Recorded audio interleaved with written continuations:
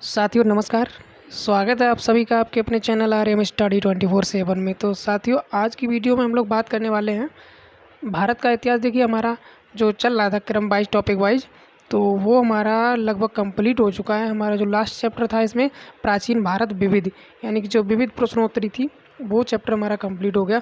और आज से हम स्टार्ट करेंगे मध्यकालीन भारत का इतिहास, यानी प्राचीन के बाद आता है मध्यकालीन भारत का इतिहास। अब इसे हम टॉपिक वाइज देखेंगे एक एक करके। यहाँ भी हमारे 9 टॉपिक हैं। मराठा राज्य के बाद विविध, इसके बाद हमारा स्टार्ट होगा आधुनिक भारत का इतिहास, जो कि जो है आज़ादी तक 1947, और इसके बाद की कुछ घटनाएं उसको इसमें लिया जाएगा। तो अभी स्टार्ट करेंगे हम लोग मध्यकालीन भारत का इतिहास।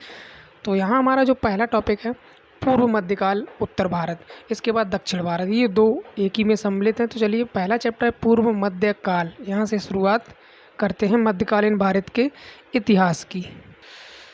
तो साथियों ये है हमारा मध्यकालीन भारत का इतिहास, और यहाँ हमारा जो पहला टॉपिक है वो शुरू होता है अब। और इसमें जो कुछ महत्वपूर्ण जानकारी है उसको पहले देखेंगे, इसके बाद हम आगे बढ़ेंगे। तो चलिए शुरुआत यहीं से करते हैं। जो पहला प्रश्न है वो क्या कह रहा है, तो देखिए पहला प्रश्न है, कह रहा है कि मोहम्मद बिन कासिम ने किस वर्ग को जजिया कर से पूर्णतः मुक्त रखा था। देखिए इम्पोर्टेंट प्रश्न है, पहला ही प्रश्न, और शुरुआत भी वहीं से हुई है। तो मोहम्मद बिन कासिम ने जो जजिया कर लगाया था उस कर से ब्राह्मणों को पूर्णतः जो है मुक्त रखा था। ब्राह्मणों पर वो टैक्स, वो कर नहीं लगाया था। आगे बढ़ते हैं,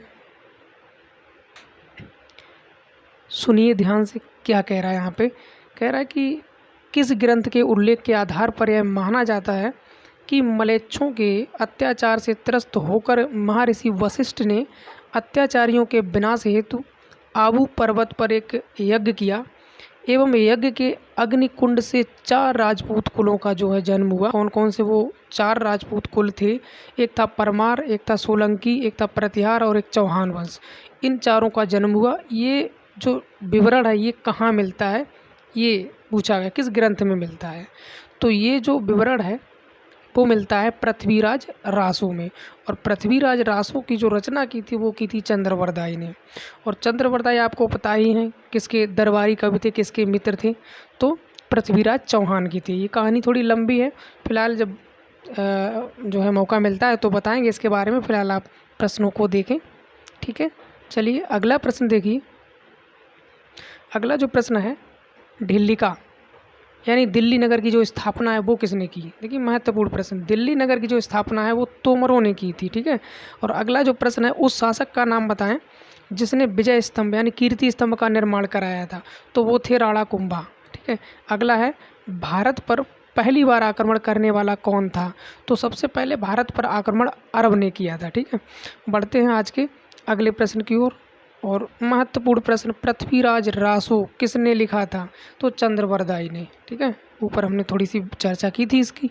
अगला जो है विजय स्तंभ कहाँ स्थित है, तो ये है चित्तौड़गढ़ में। और अगला है लिंगराज मंदिर की नींव किसने डाली थी। तो ययाति केसरी ने। इसी के साथ अगला प्रश्न देखिए महत्वपूर्ण है, ये है सोमनाथ के मंदिर पर 1025 ईस्वी में महमूद गजनवी के आक्रमण के समय गुजरात का जो शासक था वो कौन था।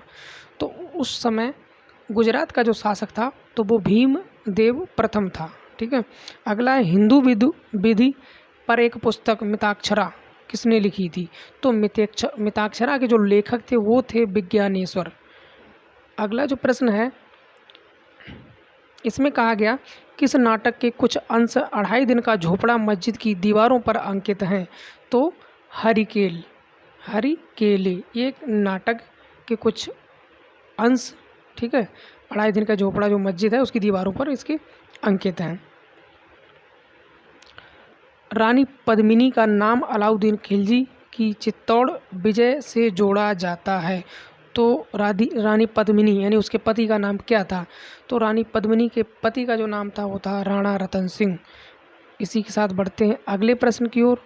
और यहाँ पर कहा गया है, देखिए इम्पोर्टेंट प्रश्न है यहाँ पे सारे के सारे, तो आप लोग ध्यान से इन प्रश्नों को पढ़ें सुने, ठीक है। याद तो आपको ऐसे ही हो जाएंगे सुनते ही सुनते। विक्रमशिला शिक्षा के संस्थापक संस्थापक का नाम बताएं। तो विक्रमशिला के जो संस्थापक थे वो थे धर्मपाल। अगला है पाल वंश का जो संस्थापक था वो कौन था? गोपाल। पाल वंश की राजधानी क्या थी? तो मुंगेर। ठीक है। अगला राष्ट्रकूट वंश की स्थापना किसने की थी? तो दंतिदुर्ग या दंतिवर्मन द्वितीय ने। अगला जो प्रश्न है वो कह रहा है किस मंदिर परिसर में एक भारी भरकम नंदी की मूर्ति है जिसे भारत की विशालतम नंदी मूर्ति माना जाता है? तो कंदरिया महादेव मंदिर। ठीक है। अगला जो है किसे एक नया संवत चलाने का यश प्राप्त हुआ? तो लक्ष्मण सेन को एक नया संवत चलाने का यश प्राप्त हुआ। अगला जो प्रश्न है महत्वपूर्ण है, गीत गोविंद के रचनाकार जयदेव किसकी सभा को अलंकृत करते हैं? यहाँ से 2 प्रश्न कंप्लीट होते हैं कि गीत गोविंद जो है उनके रचनाकार कौन है? तो जयदेव हैं। और जयदेव किसकी सभा को अलंकृत करते थे, यानी किसकी सभा में थे? तो लक्ष्मण सेन की सभा में थे। कौन? जयदेव।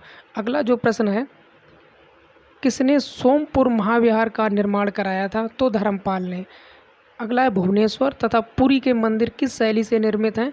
तो नागर शैली से निर्मित हैं। अगला महत्वपूर्ण प्रश्न है भारत में प्रथम आक्रमणकारी था, कौन था? तो मोहम्मद बिन कासिम। बढ़ते हैं अगले प्रश्न की ओर। तो अगला प्रश्न है हमारा, देखिए ये भी महत्वपूर्ण प्रश्न है जगन्नाथ मंदिर किस राज्य में है? तो जगन्नाथ का मंदिर जो है वो उड़ीसा राज्य में स्थित है। अगला है अजयपाल संस्थापक थे, तो अजमेर के जो संस्थापक थे वो कौन थे? अजयपाल। अगला जो प्रश्न है वह प्रथम भारतीय शासक कौन है जिससे तुर्क आक्रांता मोहम्मद गोरी का सामना हुआ और जिसने मोहम्मद गोरी को परास्त किया? तो वो था भीम द्वितीय। ठीक है। अगला जो प्रश्न है किस शासक ने कालिंजर के अजय दुर्ग का निर्माण कराया? तो धंगदेव। बढ़ते हैं आज के अगले प्रश्न की ओर। और अगला प्रश्न है वह कौन सा संवत है जो कलचुरियों द्वारा प्रयुक्त किए जाने के कारण कलचुरी संवत भी कहलाता है? तो त्रैकूटक संवत। ठीक है। एक बार फिर से पढ़ते हैं प्रश्न को, वह कौन सा संवत है जो कलचुरियों द्वारा प्रयुक्त किए जाने के कारण कलचुरी संवत भी कहलाया? तो त्रैकूटक संवत। अगला जो प्रश्न है महत्वपूर्ण प्रश्न चंदावर का युद्ध 1194 ईस्वी में किसके मध्य लड़ा गया था? तो चंदावर का जो युद्ध हुआ था 1194 ईस्वी में वो जयचंद और मोहम्मद गोरी के बीच लड़ा गया था। आज का अगला जो प्रश्न है नैषेध चरित व खंडन खंड खाद्य के रचयिता श्री हर्ष किस शासक के राजकवि थे? ठीक है। एक बार फिर से पढ़ते हैं नैषेध चरित व खंडन खंड खाद्य के रचयिता श्री हर्ष किस शासक के राजकवि थे? तो वो जयचंद के राजकवि थे। ठीक है। चलिए इसी के साथ अगला प्रश्न देखते हैं। महत्वपूर्ण प्रश्न लिंगराज मंदिर किस शहर में अवस्थित है? तो भुवनेश्वर में अवस्थित है। अगला है किस पाल शासक को गुजराती कवि सोढल ने उत्तरापथ स्वामिन कहा? तो किसने कहा? धर्मपाल को। ठीक है। एक बार फिर से पढ़ते हैं किस पाल शासक को गुजराती कवि सोढल ने उत्तरापथ स्वामिन कहा? तो धर्मपाल को। ठीक है। अगला है 9वीं सदी में भारत आए अरब यात्री सुलेमान ने किस साम्राज्य को रुहमा कहकर संबोधित किया? तो पाल को। ठीक है। अगला जो प्रश्न है सेन वंश का संस्थापक कौन था? तो सेन वंश का जो संस्थापक था वो सामंत सेन था। किस विदेशी यात्री ने गुर्जर प्रतिहार वंश को अल गुजर एवं इस वंश के शासकों को बौरा कहकर पुकारा? तो अल मसूदी। अगला जो प्रश्न है जैन वास्तुकला का प्राचीनतम उदाहरण मिलता है? तो दिलवाड़ा में मिलता है। अगला जो प्रश्न है कायस्थों का एक जाति के रूप में प्रथम उल्लेख कहाँ मिलता है? तो वो ओशनम स्मृति में मिलता है। अगला जो राष्ट्रकूट वंश की राजधानी थी तो मालखंड या मान्य खेत। अगला है मोढेरा का सूर्य मंदिर किस राज्य में स्थित है? तो मोढेरा का जो सूर्य मंदिर स्थित है वो है गुजरात राज्य में। बढ़ते हैं आज के अगले प्रश्न की ओर। और अगले प्रश्न में कहा गया है कि ताम्रपत्र लेख दर्शाते हैं कि प्राचीन काल में बिहार के राजाओं का संपर्क था? तो जावा सुमात्रा से। अगला जो प्रश्न है पुंडवर्धन भुक्ति अवस्थित थी? तो ये उत्तर बंगाल में। अगला जो है प्रश्न जोजाक भुक्ति प्राचीन नाम था? तो ये बुंदेलखंड का प्राचीन नाम था जोजाक भुक्ति। बढ़ते हैं थोड़ा सा ज्ञान देखते हैं यहाँ पे क्या दिया गया। तो यहाँ पे कहा गया है कि चंदेल वंश के संस्थापक नन्नुक के पौत्र जयसिंह या जेजा के नाम पर यह प्रदेश जोजाक भुक्ति कहलाया। देखिए ऊपर से संबंधित थोड़ी जानकारी थी। अगला जो है महोदया किसका पुराना नाम था, तो कन्नौज के राजा भोज का। महानतम प्रतिहार राजा कौन था, तो मिहिर भोज। बढ़ते हैं अगले प्रश्न की ओर। तो अंतिम 2 प्रश्न बचे हुए हैं। महान संस्कृति कवि एवं नाटककार राजशेखर किसके दरबार से संबंधित था, तो ये महेंद्रपाल प्रथम के दरबार से संबंधित था। अगला और अंतिम प्रश्न, महान जैन विद्वान हेमचंद किस अलंकृत करते थे, तो कुमार पाल की सभा को अलंकृत करते थे।